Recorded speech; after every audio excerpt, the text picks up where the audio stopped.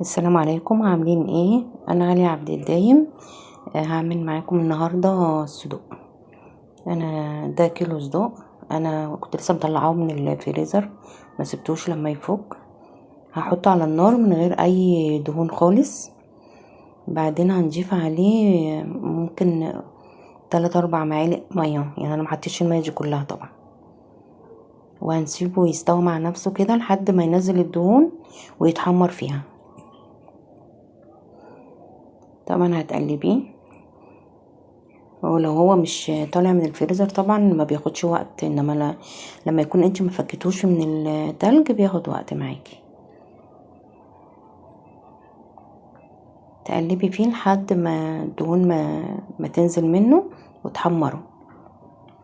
هنا اهي الدهون نزلت منه تحمر.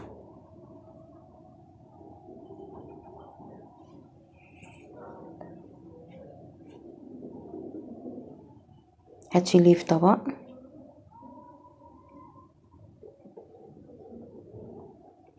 نفس الطاسه، طبعا الطاسه الستانلس دي اول ما تتحط على النار بتتحرق كده بسهوله يعني، ما انصحش حد بيها.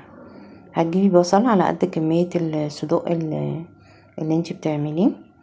انا قطعته حلقات وهنحمره، يعني مش هيتحمر طبعا لدرجة الذهبي، هو يدوب يدبل بس.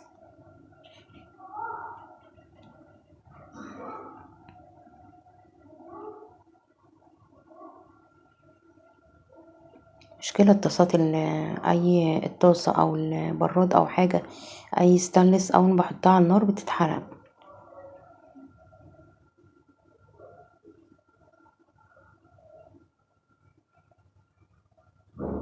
طبعا تقلبيه كده لحد ما يبتدي بس لونه يتغير.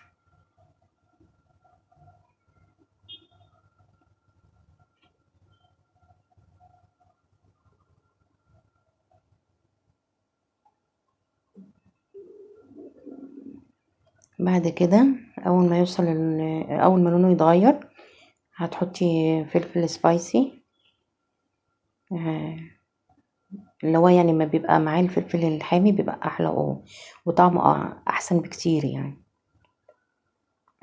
طبعا اللي ما بيحبش الحاجه الحاميه يحط فلفل بارد. وهنقلبهم مع بعض.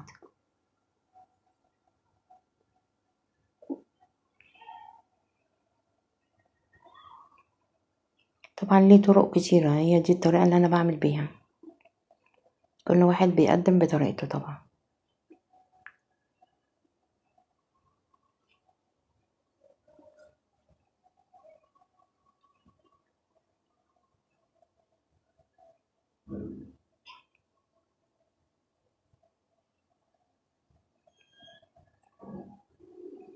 انا بقلبه طبعا باستمرار عشان زي ما قلت لكم الطاسه الستانلس بيلزق فيها الحاجه بسهوله، مش عمليه يعني.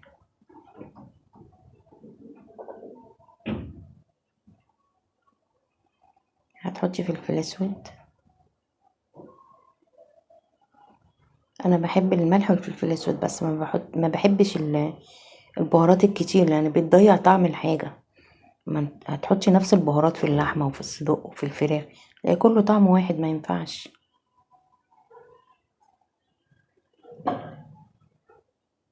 برضو مجرد ما لونه بس كده يتغير هنضيف عليه الطماطم. طبعا عايزه تقطعيها قطع قطعيها، عايزه تقطعيها حلقات تقطعيها، الطريقه اللي انت بتحبيها تقطعي بيها طبعا. يعني حطيت ملح.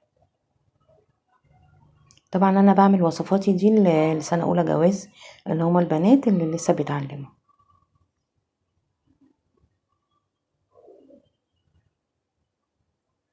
خلاص هنا اهو لونها اتغير.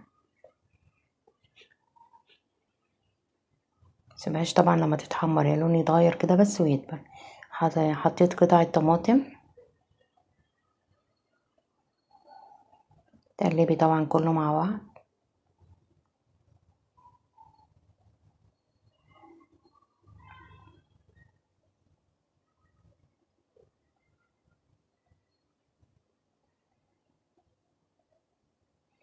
بعد كده بنجيب الصدوق اللي احنا حمرناه وهنقلبه في الصلصة اللي احنا عملناها او الخلطة اللي احنا عملناها.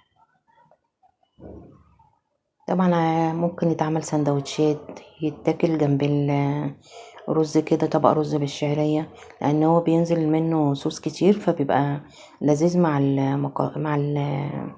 الرز.